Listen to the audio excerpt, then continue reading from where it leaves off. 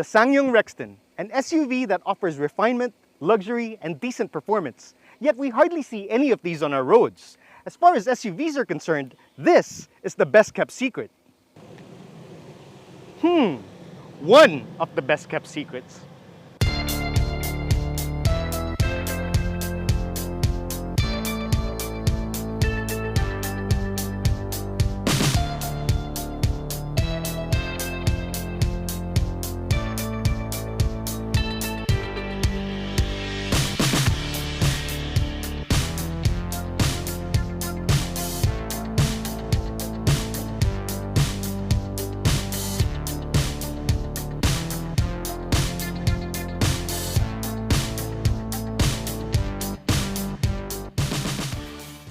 These days, more and more people are ditching sedans for crossovers or SUVs. And as much as I love sedans, I do see the appeal of the added ground clearance, the space and functionality that these vehicles have to offer.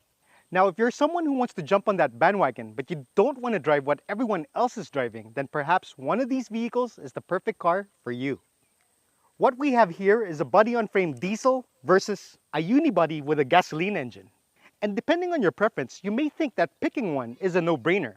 But once we examine their differences and what that translates to as far as ownership or driving dynamics are concerned, you may come to realize that choosing one isn't so easy.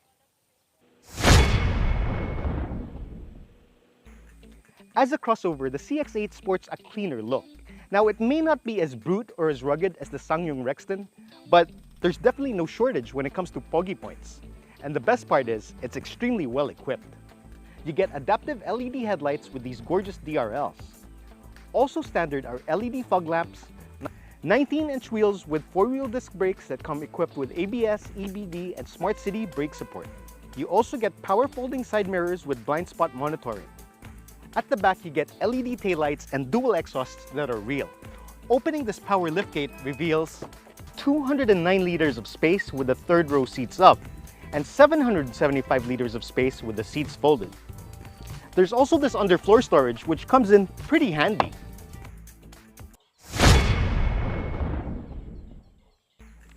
I'll let you guys decide if you think this looks better than the CX-8, but I think we can all agree that this commands a bit more road presence because of its sheer size.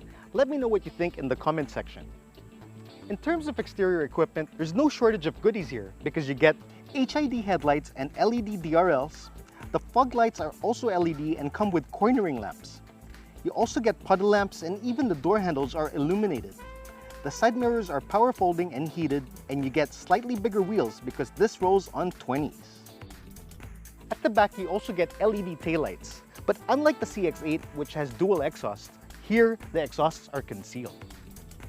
This also has an electronic tailgate, but this one can be opened without pressing any buttons. The Rexton has more trunk space and gives you 649 liters with the third row seats up, 820 liters with the third row seats folded, and 1,977 liters with the second row seats folded.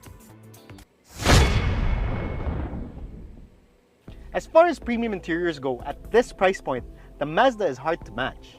With Nappa leather seats, aluminum touches, solid feeling switchgear, and soft touch points. There really isn't anything more you could ask for. Well, maybe a sunroof would be nice. But in terms of tech and features, you won't be left wanting. Because you get all the bells and whistles like power seats for the driver and passenger, an 8-inch touchscreen with Android Auto and Apple CarPlay. It also has a 360 camera which comes in handy for a vehicle this big. The instrument cluster also has an LCD screen that shows useful info. But a really nice touch is the head-up display. The second row of the CX-8 Exclusive is where it really shines. Now this may compromise your ability to accommodate a 7th passenger, but who cares? He or she can take the bus because this is so good. Aside from reclining, the seats move forwards and backwards, and even with it all the way back, there's adequate knee room for the third row occupant. Okay, I know I said the CX-8's interior is hard to match, but this is definitely up there in terms of being premium. Because you get Nappa leather. This is even quilted for that extra dose of luxury. The buttons and switches here also feel top-notch, and all touch points are extremely soft. Like the CX-8, this will also pamper you with tech and features. because you also get power seats for the driver and front passenger. This also has memory seats, but aside from that, the seats here move back each time you open a door to make ingress and egress easier. The touchscreen on this is slightly bigger, but it doesn't have a 360 camera. It does have a rear view camera and sensors all around, which will suffice for parking duties. The instrument cluster here is also made up of analog gauges and an LCD screen, which displays other useful info. However, only the CX-8 has a head-up display. But at least this has a sunroof, which is a nice touch. The second row of the Rexton may not have captain seats, but it still exudes luxury nonetheless, and at least that 7th person won't have to take the bus. These seats may not have as much adjustability, but the third row seats are still relatively spacious. And you also get niceties like rear air vents and an armrest with cup holders. Since I've already done driving impressions for both the SsangYong Rexton and the Mazda CX-8, I'm only going to cover the differences between the two vehicles. So let's start with the fact that this comes with a gasoline engine as opposed to a diesel. So the Rexton may have a bit more torque, but power in this thing is quite adequate. And since it's a gasoline engine, it has a higher redline, which means you can stay on lower gears longer. And that kind of mitigates some of the torque deficit. The next key difference is the fact that this has a unibody platform. So generally speaking, you should expect a better ride, better handling, and better noise suppression. And the ride of the CX-8 is so refined that it might take something with adaptive air suspension to outshine it. So last but not least, we move on to steering. And the steering in this is a lot lighter, so it does feel more like a car to drive. And despite its size, it doesn't feel like you're driving a big vehicle. In fact, the drive is very relaxing. It's that good, but let's see how the Rexton compares. I honestly thought that the Mazda would trump this in terms of driving dynamics and refinement. But to my surprise, this comes extremely close to delivering the same level of comfort as that CX-8. And that's saying a lot. Now this may have a diesel engine, but the noise suppression here is so good you don't even hear it.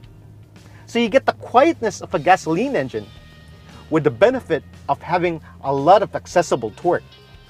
And I say accessible because you don't have to rub it out for you to feel it.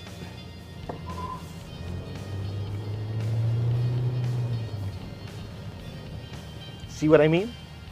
Now the steering on this is heavier, which I personally don't mind because the ratio is surprisingly quick. So it doesn't make it feel like you're driving a big vehicle. So this may not exactly feel like a car to drive, but it's still effortless in the sense that getting behind the wheel of this thing will never feel like a chore. So what you have here is the benefit of added road presence and the ruggedness to tackle less than perfect roads without any of the drawbacks that typically come with body-on-frame SUVs. These two may have significant differences, but they're incredibly similar in being a premium alternative to the crossovers or SUVs we typically see on our roads.